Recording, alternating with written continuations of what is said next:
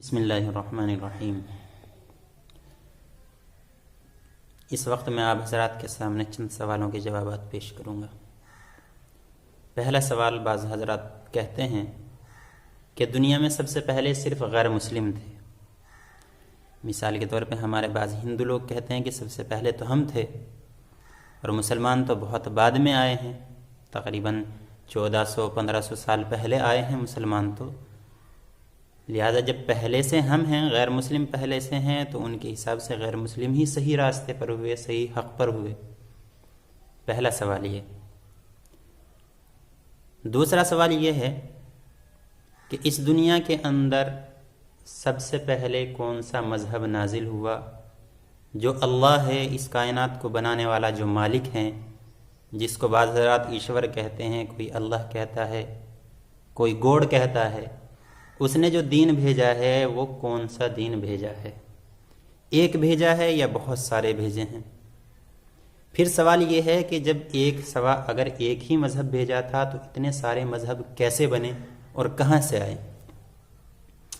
سب سے پہلا سوال لیجیے، دنیا کے اندر پہلے غیر مسلم تھے یا مسلم تھے؟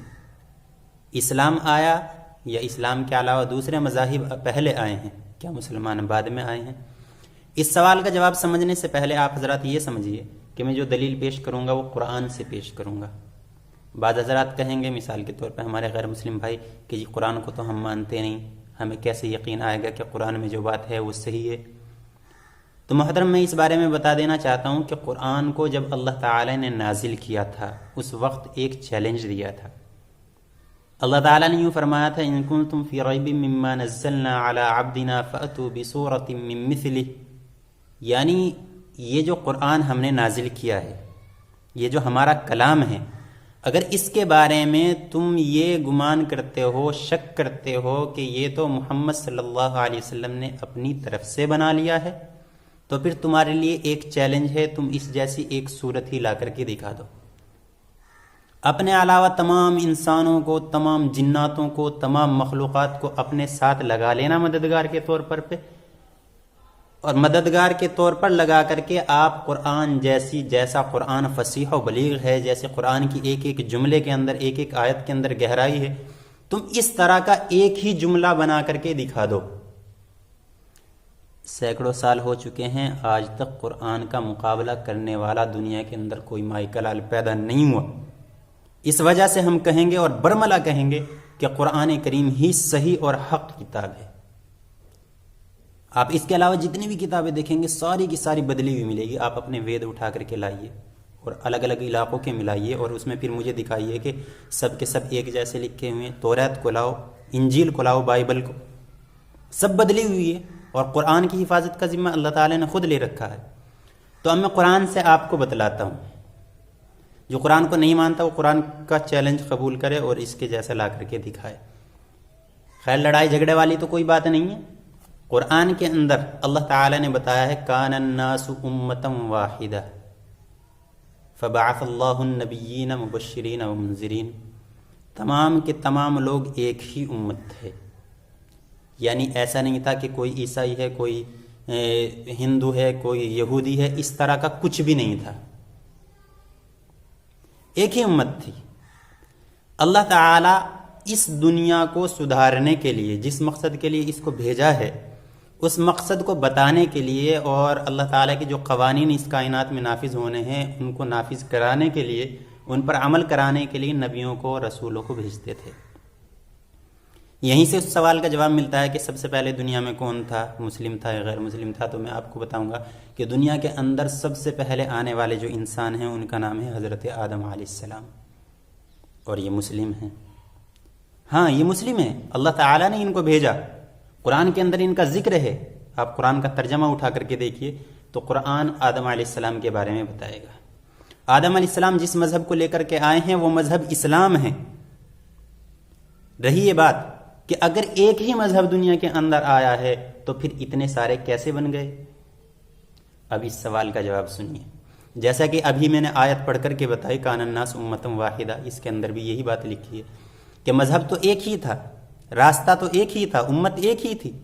اللہ تعالیٰ نے کسی نبی کو بھیجا، اس نے آ کر کے اس دنیا کو صحیح راستہ بتایا، لیکن جب وہ نبی اس دنیا سے چلے گئے تو لوگوں نے اس مذہب کو آگے نقل کرتے کرتے، اپنی نسلوں کے اندر نقل کرتے کرتے اس کو بدل ڈالا۔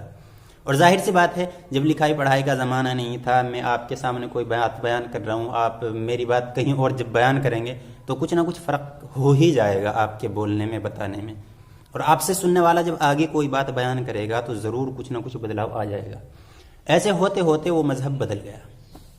اللہ تعالیٰ نے جب دیکھا کہ مذہب بدل چکا ہے تو اللہ تعالیٰ نے دوسرے نبی کو بھیج دیا۔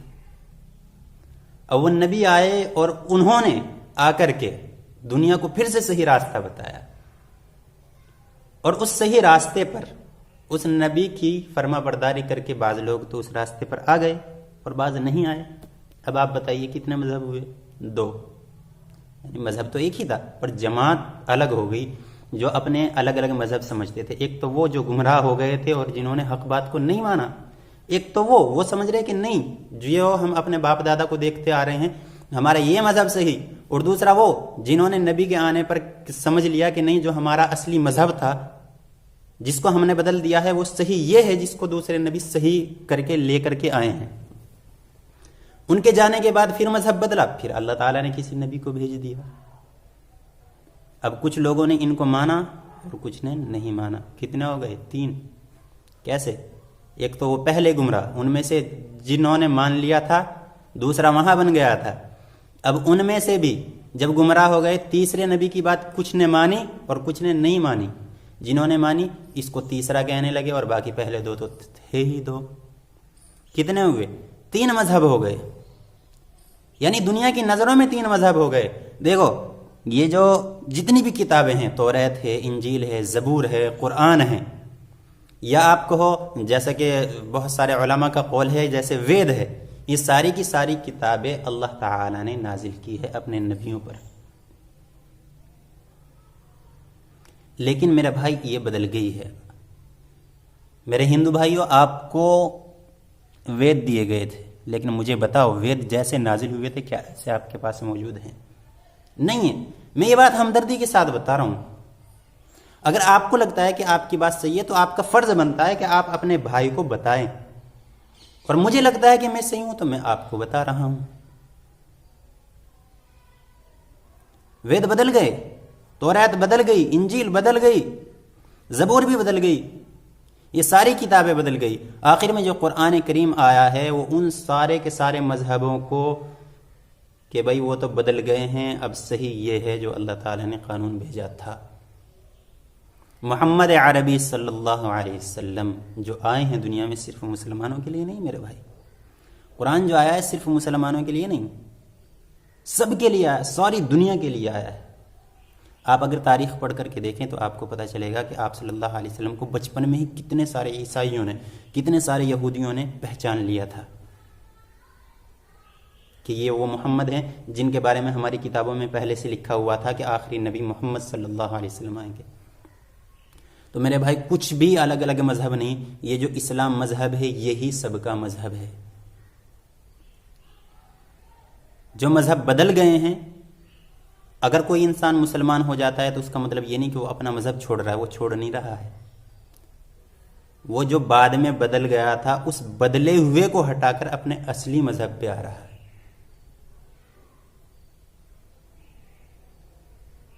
امید ہے آپ حضرات کو بات سمجھ میں آ رہی ہوگی۔